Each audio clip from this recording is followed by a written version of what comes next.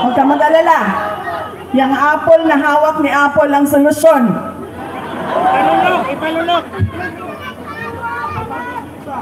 Tapos, sige na.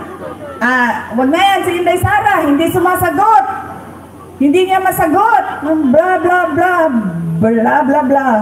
Tapos sabi ko, okay, sige, walang problema. Pinatawag nila yung mga kasamahan ko sa aming opisina. Walang problema. Sabi ko, anong gusto ninyo? Sige, pupunta kami. Kaya naman namin sagutin yan lahat. Di sige.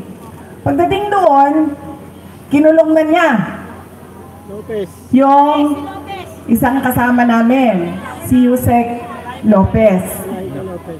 Nagalit na ako. Dahil ako naman yung hinahabol ninyo. Ako yung gusto ninyong paalisin. Ako yung gusto ninyong sirain. Bakit nyo dinadamay yung mga kasama ko sa opisina? Sinabi niya, pasensya na. Sinabi niya sa kapatid ko, pasensya na, sabihin nyo sa kanya. Dahil lahat naman tayo dito, sundalo lang. Kayo, sundalo kayo. Kami, sundalo kami ni Martin Romualdez. Hindi lang buwaya, sir. Tambalus-lus yun na buwaya.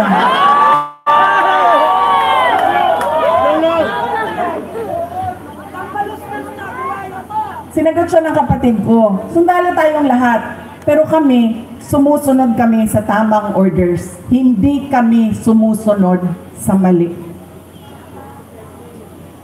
Yan! Hindi ko nga alam kung paano niyo napili yan si Joel Chua, pero nasabi na sa akin yun. Yan ang karakas ng inyong congressman. Ganyan ang pag-uugali ng inyong congressman. Hindi namimigay ng hopya. At sundalo daw siya. Hindi ko lang alam kung kaya niya yung hirap ng pagiging sundalo daw siya. Pero hindi naman niya sinusunod yung tama. Ang sinusunod niya ay yung mali.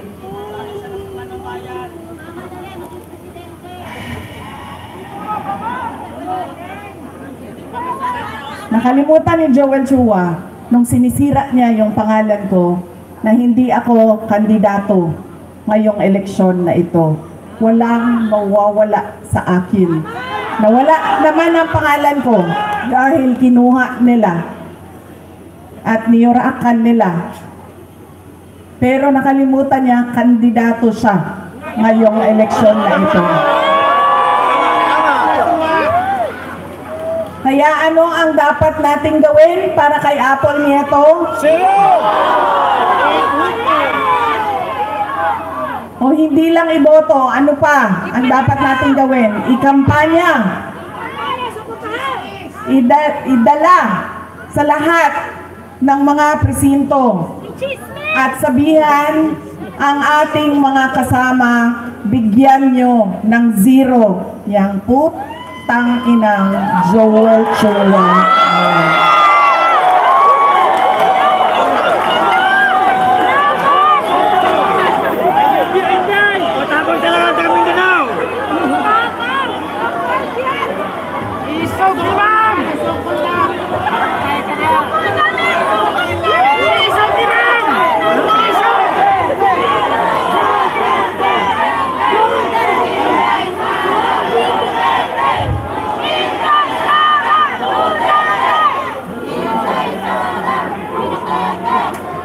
Mga kababayan, ang lahat ng ginagawa natin ay para sa Diyos, sa bayan, at sa bawat pamilyang Pilipino. Syukran.